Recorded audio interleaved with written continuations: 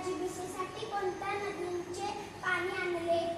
यमुना, सिंधू, गोदावरी, कृष्ण, नर्मदा व कावेरी.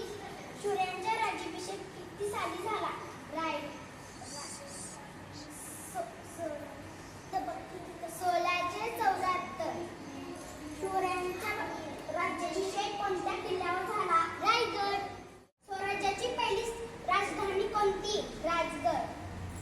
सूर्यांनी स्वराज्याची स्थापनेची शपथ कोणत्या मंदिरात घेतली? रायरेश्वराच्या. सूर्यांच्या आईचे नाव काय? जिजाऊ. सूर्यांच्या वडिलांचे नाव काय? शहाजीराजे.